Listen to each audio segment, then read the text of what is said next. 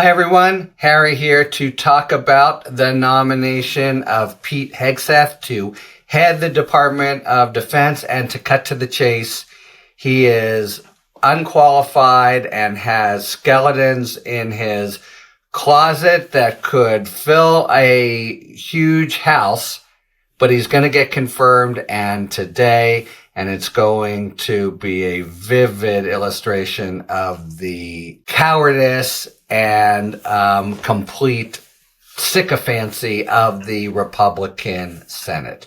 All right, so to review the bidding, this is a guy who he doesn't have much in the way of management experience, and we're talking about the largest, most sophisticated, most powerful military organization that almost understates it, military world that the world has ever seen. It is quite a bureaucracy, and it's also a culture unto itself. He's had a couple tours of service, but nothing to suggest he's got the qualifications, but that is the least of it with this guy. So he has really some lurid allegations of sexual crimes, and I'll get back to the most recent one, and of tremendously, sort of spectacular problem drinking,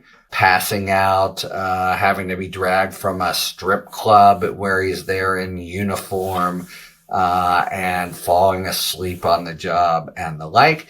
And then financial mismanagement, even at the small sorts of things he's done. Any one of these would be huge red flags that would bar nominees in other administrations. But basically, this is a really maybe the sharpest instance in the nomination so far of Trump's brass knuckle tactics, and in particular, bringing to heel the senator, Joni Ernst, who, based on her military experience and her history as a sexual assault survivor, all the Republicans were looking to. So Ernst supported him in committee, which got him out of committee by a party line vote. I think 14-13 is how it stacks up. And then most recently, by a 51-49 vote, the Senate decided to invoke cloture, which is to say, end debate on his nomination and just serve it up for a vote.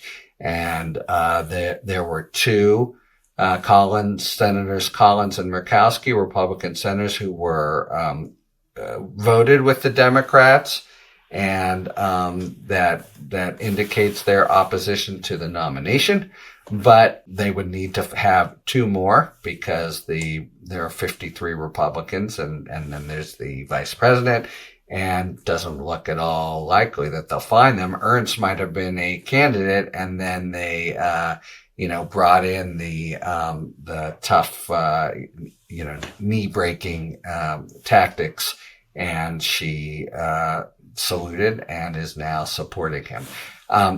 As this has happened over the last few days, more really ugly revelations come out. So 2 days ago, the sister of his second wife, and the second wife, he impregnated another woman while they were married, and but the second wife's sister has a sworn declaration saying she was totally scared of him. She cowered in the closet. She had a safe word with her sister, the one who's doing the affidavit, so that when he was really attacking her and she was truly in need of help, she could communicate that without enraging him. If it's basically true, it's just stunning. It brings home, not a nasty guy, but a brute and a criminal. And then most recently, has been this controversial episode where a woman that he had a sexual encounter with actually accused him of rape, brought the accusations to the police, who nevertheless thought there wasn't enough to bring them, went to the hospital, had a rape kit and the like. But then after the authorities decided not to press charges. She was going to sue him civilly, and he paid her off what he's called a sort of nuisance fee to make her shut up about that episode of what sounds like either rape or just sexual assault, and that just depends on whether there was intercourse or not. But she says, he grabbed my phone, he kept me from going. It's a total, it's not a kind of he said, she said situation. If what she's saying is even, mostly right, it's just a crime. The latest is that he was forced to answer the question, how much did he pay her? Which we hadn't known before, and it turns out to be $50,000. Now, remember that Trump paid Stormy Daniels $130,000, and remember that this case already wasn't going to be brought.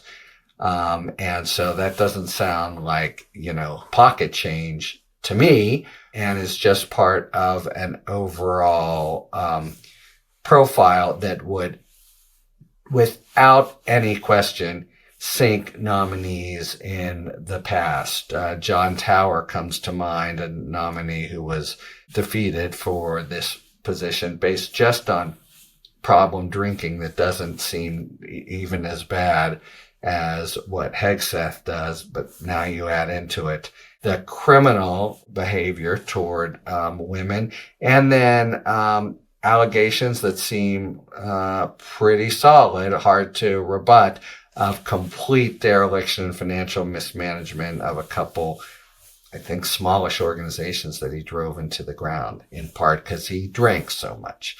So we got quite a prize here. He is really, some of the Dems have said he's about the, as bad as he's really up there among the worst Trump nominees, and he's going to get through, it looks like, because so many of the senators are just going to kneel and kiss the ring, and nominations confirmation happens, and then he's just there. It could be really bad for the management of the Army, the morale of the Army. He's someone who lobbied against women in combat before. He now says he's seen the light, and it's okay as long as there are high standards.